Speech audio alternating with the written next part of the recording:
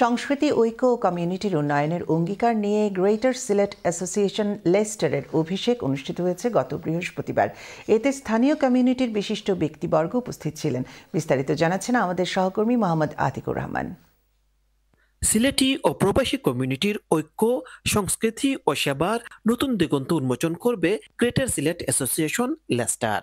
এটি হবে এমন একটি সংগঠন যা সংস্কৃতি, শিক্ষা ও জনসচেতনতা বৃদ্ধির মাধ্যমে কমিউনিটিকে আরো ঐক্যবদ্ধ ও শক্তিশালী করবে।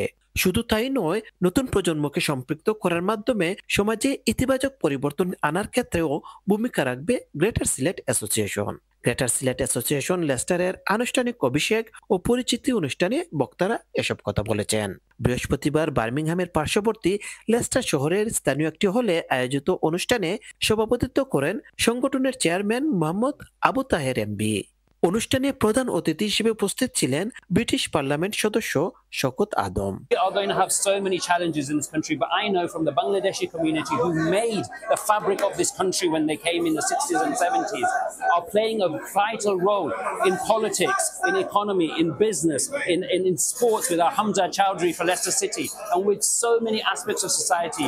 The Bangladeshi community and the Sylheti community will be playing a part in the future of this country. সাধারণ সম্পাদক মোহাম্মদ আনসার মিয়া ও সহ সাধারণ সম্পাদক হারুন শাহ জামানের যৌথ সঞ্চালনায় শুরুতে কুরআন থেকে তেলাওয়াত করেন মাওলানা নুরুল ইসলাম খান। বিশেষ অতিথি হিসেবে উপস্থিত ছিলেন স্থানীয় councillor Steve Bonham, councillor Patrick catering.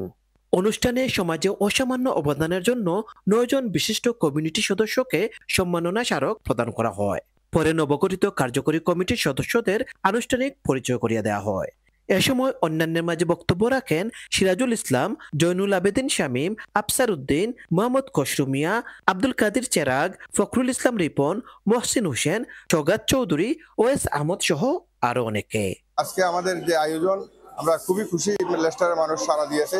আশা করি আমরা সবাই একসাথে থাকলে আমাদের এই অর্গানাইজেশনটাকে অনেক এগিয়ে নিতে যেতে পারবো এবং আমাদের নতুন প্রজন্মের কাছে আমাদের সিলেটি ঐতিহ্য, কৃষ্টি আমরা ধরে তুলতে পারবো। যারা বনবোটা হয়েছে আমাদের তরুণ প্রজন্ম, তাদেরকে সিলেট এবং সিলেটের কালচার এবং সম্বন্ধে, সিলেটের ইতিহাস সম্বন্ধে জানার জন্য আমরা চেষ্টা করব। পারস্পরিক মূল্যবোধ, পারস্পরিক সম্মান এবং পারস্পরিক সহযোগিতা যাকে বলে, আমাদের মেন টার্গেটই থাকবে আমরা এখানে মানুষ নিডি, ওইখানে মানুষের পাশে দাঁড়ানো, মানুষকে হেল্প করা।